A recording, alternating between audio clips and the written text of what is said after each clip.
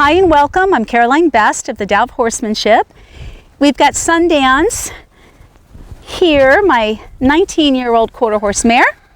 And today we're going to be doing kind of a part 2 to my free lunging video. This is how to develop smooth and fluid canter departs in your horse. So if you're looking to enhance or change or develop your horse's canter or all of their gaits and the fluidity and the ease of the transitions within the gaits, I highly recommend this video, and I highly recommend that you learn the actual how-to, all of the steps to developing this, which is in my Mastery membership program.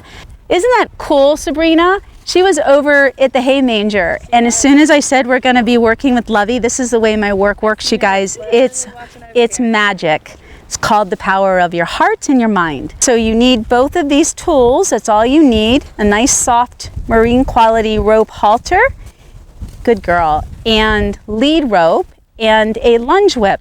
We are now going to put our more developed horse both in balance and in strength because of the free lunge. We are now going to take the horse that's more developed.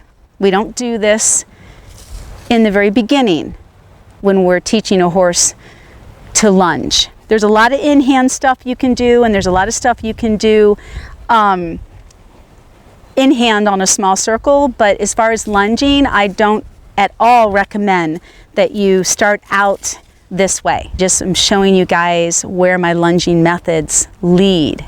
And they are much more complicated and layered than what you're going to see in this video. But they are offered in my Mastery membership program, my online program, the whole step-by-step. This marks off a 20-meter circle, so to speak, and we're going to work in the middle over here. Yeah, on about a 10-meter circle. Hey, sweet girl. And what I want to show you specifically in this lunging style is the shoulder in on the lunge. You'll take as many weeks or months needed to perfect the free lunge at the walk and trot before I even ask for the canter. When the hind end stretches more like that, that's what helps to create strength and balance and self-carriage, because now the horse is carrying their own weight. You're not carrying them, or your tools or equipment are not carrying them. For me to be able to teach horses the simple lead changes and flying lead changes, which I teach on the ground first, they need to master this shoulder in. Like I said, this particular lunge is more advanced. I absolutely do not recommend you beginning here. Okay? You're going to see me create a V between the whip and my left hand and my right hand.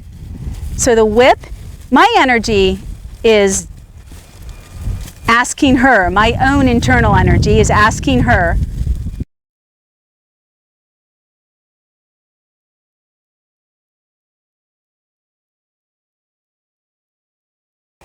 So basically, what you're looking at, and I'll do a demonstration with my body, it'll be easier, trust me, is you are me.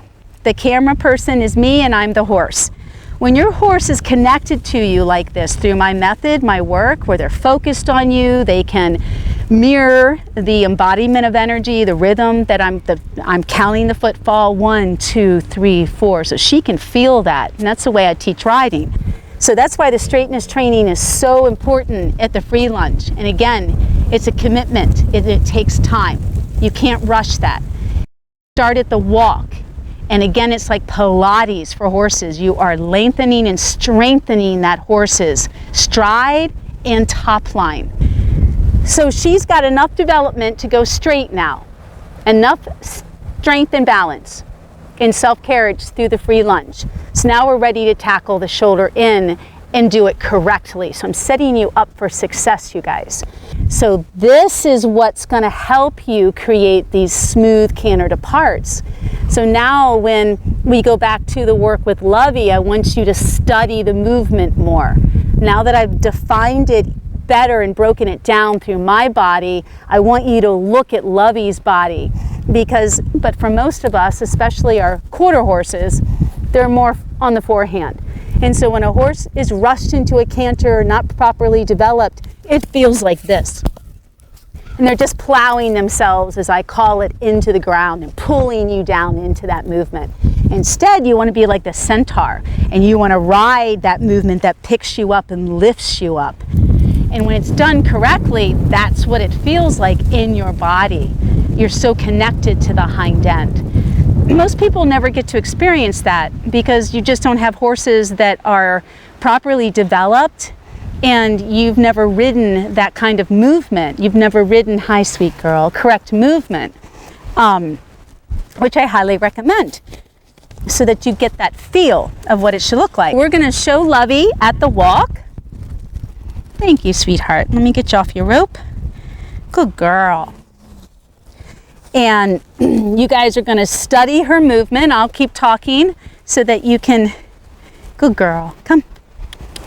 And remember, we're basically on not even using 12 feet of this lead rope. We're using 10. Let's get our walk first. Get your straight walk. Get your big walk. Get your energy. Good. So remember, the Pilates aspect can only happen if your horse is lengthening their stride.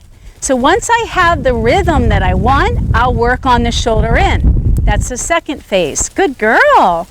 When you begin this, you may only be able to get 3 strides before it falls to pieces.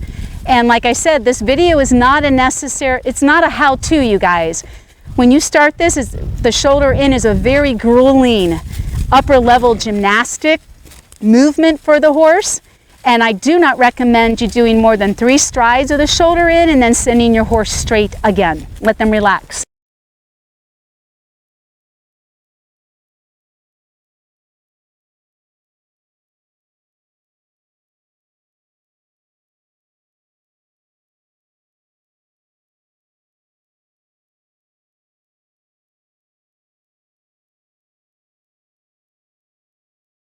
I've worked with over 2,000 horses in my short career. Not one has ever been lame by the way I work. Physical challenges like hock issues or stifle issues, locking patella or locking up.